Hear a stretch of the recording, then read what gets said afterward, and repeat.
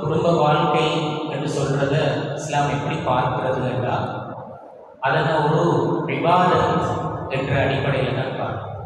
அது ஒரு வணக்கம். அப்படி என்று சொன்னால் என்ன கருத்து என்றால் குடும்ப வாழ்க்கைக்குள்ளால நாங்கள் செய்கிற ஒவ்வொரு செயலுக்கும் அல்லாஹ் தஆலா எங்களுக்கு நன்மைகளை எழுதுகின்றார், எங்களுக்கு கூலிகளை தருகிறார். குடும்ப வாழ்க்கையில மிக முக்கியமான செயற்பாடுகளில் ஒன்றுதான் செலவழிக்கிறது என்று சொல்றது. அதாவது திருமணம் முடிச்சா கணவனுடைய மிக முக்கியமான கடமைகள் ஒன்று தன்னுடைய மனைவி பிள்ளைகள் குடும்பத்துக்காக அவன் செலவு செய்வது அவனுடைய ஒரு கடமை, வாஜிப். இந்த விஷயத்தை பற்றி ரசூல் ஸல்லல்லாஹு அலைஹி வஸல்லம் அவர்கள் சொல்ற நேரத்தில் அவர் சொல்லுவார், தீனாருன் அன்ஃபக்தஹு ஃபீ ஸபீலில்லாஹ், தீனாருன் அன்ஃபக்தஹு ஃபீ ரகப். நீங்கள் அல்லாஹ்வுடைய பாதையில் ஒரு தீனார செலவு செய்வீங்க, ஒரு அடிமையை விடுதலை செய்வதற்கு ஒரு தீனார செலவு செய்வீங்க. தீனாருன் தஸத்தக்த பிஹி அலா மிஸ்கீன், ஒரு ஏழைக்கு நீங்கள் ஒரு தீனார சதகா செய்வீங்க.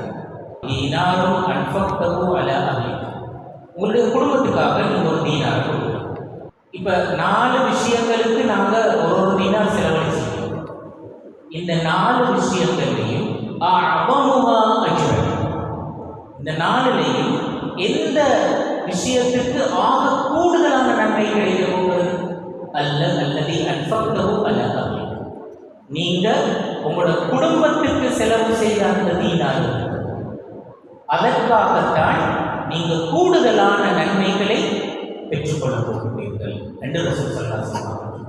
சாதாரணமாக நாங்கள் சொல்லுவோம், அது குடும்பம்னு சொன்னால், மாப்பிள்ளைன்னு சொன்னால் உங்களோட கடமை நீங்கள் தான் செலவழிக்கணும்னு சொல்லுவோம். ஆனால் இஸ்லாம் அதை வெறுமனே கடமை என்று மட்டும் சொல்லாமல், நீ அந்த வேலையை செய்தால் உனக்கு அதற்கு நன்மை இருக்கிறது. அப்படி சொல்கிற நேரத்தில் நாங்கள் எப்படி ஃபீல் பண்ணுறோம்? நாங்கள் தொழுகின்றோம், குர்ஆன் ஓதுகின்றோம், நோன்பு பிடிக்கின்றோம் என்று சொல்கிற நேரத்தில் எங்களுக்கு இருக்கிற உணர்வு, நாங்கள் அதை செஞ்சால் எங்களுக்கு நன்மை கிடைக்கிறது, சுவர்க்கத்தில் எங்கள் அந்தஸ்து உயர்த்தப்படுகிறது. இப்படி இந்த மாதிரி நாங்கள் உணர்கின்றோம் தானே? அதே உணர்வை அல்லாஹ் தஆலா எங்களுக்கு தர விரும்புகின்றார். நீ குடும்ப வாழ்க்கையில் ஈடுபடுகின்ற நேரத்தில் அதில் செய்கின்ற ஒவ்வொரு செயலுக்கும் உனக்கு நன்மை. அதே மாதிரி தான் திருமணம் முடிந்தால் அதில் இருக்கிற இன்னொரு முக்கியமான செயல்பாடு தான் நாங்கள் பிள்ளை வளர்ப்பு சொல்லுவோம். ரசூல் ஸல்லல்லாஹு அலைஹி வஸல்லம் அவர்கள் சொன்னாங்க, மன் கான லஹு ஸலாஸு பனாத் அவ் பின்தான் அவ் ஸலாஸு அஹவாத் அவ் உஃப்தான், யாருக்கு 3 பெண் பிள்ளைகள் அல்லது 2 பிள்ளைகள் அல்லது 3 சகோதரிகள் அல்லது 2 சகோதரிகள் இருந்து அவர்களை நல்ல முறையில் அவர்களுக்கு ஒழுக்கத்தை கட்டி அவர்களோடு நல்ல முறையில் நடந்து கொண்டு அவர்களுக்கு திருமணமும் செய்து வைக்கின்றாரோ ஃபலஹுல் ஜன்னah, அவருக்கு சுவர்க்கம் கிடைக்கும் என்று ரசூல் ஸல்லல்லாஹு அலைஹி வஸல்லம் சொன்னார். இன்னொரு சந்தர்ப்பத்தில் அதே விஷயத்தை சொல்லிட்டு ரசூல் ஸல்லல்லாஹு அலைஹி வஸல்லம் சொன்னார்கள் என்றால், நாளைக்கு மறுமையில் மஹ்ஷர் வெளியில் நானும் அவரும் இப்படி பக்கத்தில் இருப்போம் என்று சொன்னார். இன்னொரு சந்தர்ப்பத்தில் சொன்னார், அந்த குறிப்பிட்ட பிள்ளைகள் இவர் நரகத்துக்கு போகாமல் அவரை பாதுகாக்கின்றவர்களாக இருப்பார்கள். அப்ப பாருங்க, நாங்கள் பிள்ளைகளை பெற்று வளர்த்தல் என்று சொல்வது சுவர்க்கம் செல்வதற்கான ஒரு வழி, நரகத்துக்கு போகாமல் நாங்கள் பாதுகாக்கப்படுவதற்கான ஒரு வழி. அப்படித்தான் எங்களுக்கு இஸ்லாம் சொல்லுது. அப்ப எந்த அளவு தூரம் நன்மைகளை பெற்றுத்தரக்கூடிய மறுமையில் நாங்கள் வெற்றி பெறுவதற்கான ஒரு வழி இந்த குடும்ப வாழ்க்கை என்று சொல்றத இந்த ஹதீஸில் நாங்கள் விளங்கி. இதை விட ஆச்சரியமான ஒரு விஷயம் பாருங்க, ரசூல் ஸல்லல்லாஹு அலைஹி வஸல்லம் அவர்கள் ஒரு தடவை சொன்னார், வஃபீ புதுஇ அஹதிக்கும் ஸதகா, நீங்க உங்களோட மனைவியோடு உறவு வைத்துக் கொள்வது இதுவும் நீங்க ஒரு சதகா செய்யறது மாதிரி உங்களுக்கு நன்மை ஏற்பட்டு. சஹாபாக்களுக்கு அது ஆச்சரியமாகும். அவங்க கேட்டாங்க, என்னடா எனக்கு வரக்கூடிய ஒரு உடல் தேவை, அதை நான் நிறைவேற்றிக் கொள்கின்றேன், இதுக்கு நன்மை கிடைக்குமா? ரசூல் ஸல்லல்லாஹு அலைஹி வஸல்லம் அவர்கள் கேட்டார்கள். இதே உடல் தேவை அவன் பாவமான வழியில் தீர்த்து கொண்டால் அவனுக்கு பாவம் கிடைக்குமா இல்லையா? கிடைக்கும். அப்படியாக இருந்தால் ஹலாலான வழியில் அதனை தீர்த்து கொண்டால் அவனுக்கு கண்டிப்பாக நன்மை கிடைக்கும். நாம் இதை சொல்லுவோம், சாதாரணமான ஒரு உடலியல் தேவை ஒன்றுதான் இருக்கு, அதற்கே எங்களுக்கு நன்மை கிடைக்கிறது என்று சொல்லி ரசூல் ஸல்லல்லாஹு அலைஹி வஸல்லம் அவர்கள் சொல்லிட்டாங்க. அது மாதிரி இன்னொரு சந்தர்ப்பத்தில் ரசூல் ஸல்லல்லாஹு அலைஹி வஸல்லம் அவர்கள் சொன்னார்கள், நீங்க உங்களோட மனைவியினுடைய கையை பிடித்து விரல்களை இப்படி கோர்த்து கொண்டீர்கள் என்று சொன்னால் இந்த விரல் இடுக்குகளின் ஊடாக உங்களுடைய பாவங்கள் விழுந்து விடும் என்று சொன்னார்.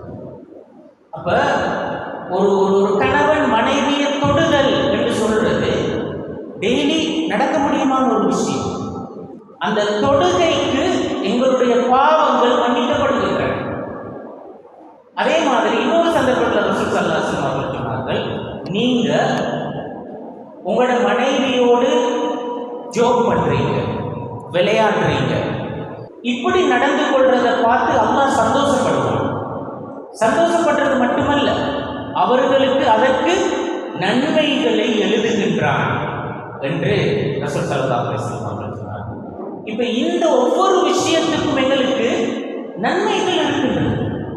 இப்படித்தான் இஸ்லாமியர்களுக்கு சொல்றது நாங்கள் பார்க்கிறோம். சாதாரணமான தொழுகை, நாங்கள் கணவன் மனைவிக்கு இடையில நடக்கின்ற அந்த ஜோக்ஸும் அந்த சிரிப்பும் அந்த சந்தோஷமும், இந்த விஷயங்கள் எல்லாவற்றுக்கும் அல்லாஹ் தஆலா நன்மைகளை எங்களுக்கு எழுதி கொண்டே இருக்கின்றார்.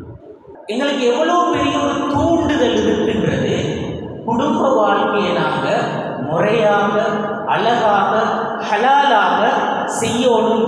அப்படி செய்கின்ற நேரத்தில் உங்களுக்கு ஒவ்வொன்றுக்கும் நன்மை கிடைக்கும்.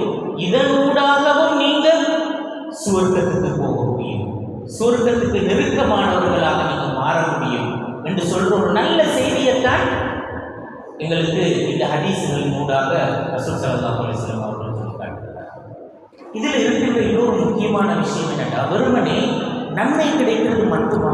இந்த எல்லா செயற்பாடுகளையும் எடுத்து நாங்கள் இன்றைய உளவியல் ஆய்வுகளின் அடிப்படையில் பார்த்தோம் என்று சொல்லலாம். சாதாரணமாக ஒரு கணவன் அவன் தன்னுடைய மனைவியோடு கொஞ்ச நேரம் பேசிக்கொண்டு இருப்பதன் ஊடாக ரெண்டு பேருக்கும் கிடைக்கின்ற பெனிஃபிட் என்ன நன்மை இருக்கிறது? பேசிக்கொண்டு இருப்பதன் ஊடாக மட்டுமே ஒரு ஆணினுடைய கோபம் தணிகிறது. டென்ஷனோடு இருந்தால் அந்த டென்ஷன் தணிகிறது. அவங்க ரெண்டு பேருக்கும் இடையில ஒரு இயல்பான நெருக்கம் ஒன்று ஏற்படுகிறது. அப்போ பாருங்க, என்னென்றால் நன்மை கிடைக்கிறது மட்டுமல்ல, எங்களோட தனிப்பட்ட வாழ்க்கைக்கும் அதில் ஒரு பெனிஃபிட் இருக்கு, குடும்ப வாழ்க்கைக்கும் அதில் ஒரு பெனிஃபிட் உண்டு. அது மாதிரி கையை பிடிச்சா பாவம் மன்னிக்கப்படுகிறது என்று ஹதீஸ்ல வருது. கையை பிடிப்பதனால உளவியல் ரீதியான நலன் என்ன? ரெண்டு பேருக்கும் இடையில அன்பு அதிகரிப்பதற்கு அது ஒரு முக்கியமான காரணம். அதை விட மிச்ச முக்கியமான விஷயம் என்னன்னா, ரெண்டு பேரும் ஃபீல் பண்ணுவாங்க, நான் மதிக்கப்படுகின்றேன், எனக்கு ஒரு கண்ணியம் இருக்கின்றது, என்ன விரும்புவதற்கு நேசிப்பதற்கு யாரோ ஒருத்தர் இருக்கின்றார் என்று சொல்கின்ற அந்த தன்னம்பிக்கை ரெண்டு பேருக்குமே அதிகம். இது ஒரு பெரிய ஒரு மோட்டிவேஷன். தொடுதல் என்று சொல்றது அது உள்ளத்தில் ஏற்படுத்துகின்ற தாக்கம் மிகப்பெரிய ஒரு தாக்கம். அதே மாதிரி நாங்கள் ஏற்கனவே சொன்ன அந்த டென்ஷன் குறைகிறன்னு சொல்றது, இதுவும் அதில் நடக்கிற விஷயம். ஒரு தடவை ஆயிஷா ரலியல்லாஹு அன்ஹா அவர்கள் தன்னுடைய சகோதரர் அப்துல் ரஹ்மான் அவரை பார்த்து கேட்டாங்கன்னா, நீ ஏன் உன்னுடைய மனைவிக்கு முத்தமிடுகிறாய்? இல்லை, அப்படி செய்வது ஒரு மிகப்பெரிய நன்மை. ரசூல் ஸல்லல்லாஹு அலைஹி வஸல்லம் அவர்கள் தன்னுடைய மனைவிமாருக்கு முத்தமிடுவார், நீ ஏன் அதனை செய்வதில்லை என்று தன்னுடைய சகோதரர்கள் கண்டிக்கிறார். இந்த முத்தம் என்று சொல்கின்ற கணவன் மனைவிக்கு இடையில பரிமாறப்படுகின்ற இந்த செயல்பாடு, இது மிக ஒரு உன்னதமான ஒரு செயல்பாடு. இதனூடாக ஒரு மனிதனுடைய கவலைகள், அவனுடைய டென்ஷன், கோபம், இது எல்லாமே இல்லாமல் போவதாக உளவியல் ஆய்வுகள் சொல்லுது. சாதாரணமாக ஒரு மனிதனுக்கு இருக்கின்ற ஸ்ட்ரெஸ் இருக்கின்றது.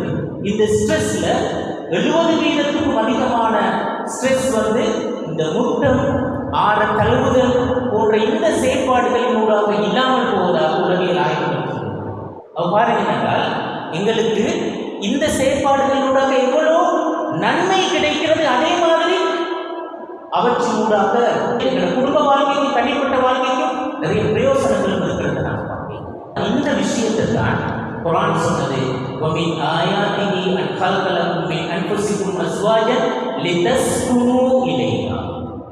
அல்லாஹ் தஆலா அத்தாட்சிகள் ஒன்று என்ன தெரியுமா? அவன் உங்களிலிருந்தே உங்களுக்கு ஒரு சோடியை படைச்சான். ஏன்? லிதஸ்குனு இலைஹா, நீங்கள் அந்த சோடியை சேர்ந்து வாழ்கிற நேரத்தில் நீங்க மன அமைதியை பெறுவீர்கள், ஆறுதல் அடைவீர்கள், நிம்மதியை பெற்றுக்கொள்வீர்கள். அந்த சந்தோஷமும் நிம்மதியும் ஆறுதலும் இந்த செயற்பாடுகள் ஊடாகத்தான் உண்மையிலே எங்களுக்கு கிடைக்கும். அந்த வகையில குடும்ப வாழ்க்கை என்று சொல்றத இஸ்லாம் இப்படித்தான் எங்களுக்கு வழங்கும். அது சாதாரணமாக பார்க்குற நேரத்தில் கணவன் மனைவி கிடையில அவங்களுக்கு அவங்களோட ஒரு ஆசை சந்தோஷம் சம்பந்தப்பட்ட ஒரு விஷயம் தான். ஆனால் இஸ்லாம் அதுக்கு நன்மை கிடைக்கிறது சொல்லுகிறது. அதே மாதிரி அது எங்களோட தனிப்பட்ட வாழ்க்கைக்கும் எங்களோட குடும்ப வாழ்க்கைக்கும் எங்களுக்கு எப்பவுமே ஒரு பூஸ்டாக ஒரு தூண்டுதலை உற்சாகத்தை தரக்கூடிய விஷயமாக. பொதுவாக உளவியல் ஆய்வுகள் சொல்லுகிறால் திருமணம் முடிச்சு வாழுகின்ற ஒருவனை பொறுத்தவரையில் அவனுடைய தன்னம்பிக்கை சாதாரண ஒரு பேச்சுலரை விட அதிகமாகும். அந்த வகையில் திருமணம் என்று சொல்றது இஸ்லாத்தை பொறுத்தவரையில் ஒரு மிகச் சிறப்பான ஒரு அமல். அதனால தான் ரசூல் ஸல்லல்லாஹு அலைஹி வஸல்லம் சொன்னாங்க, அஸ்ஸவாஜு பிசுன்னதி, திருமணம் என்று சொல்றது என்னுடைய வழிமுறை. ஃபமன் ரகிப அன் சுன்னதி ஃபலைஸ, ஏண்ட இந்த வழிமுறையை யார் வேண்டாம் என்று சொல்றாரோ அவர் ஏண்ட இந்த உம்மத்தை சேர்ந்தவராக இருக்க இயலாது. அந்த அளவுக்கு அது பிரயோசனமான பயனுள்ள எங்களோட உலக வாழ்க்கைக்கும் பயனுள்ளது, மறுமை வாழ்க்கைக்கும் பயனுள்ளது.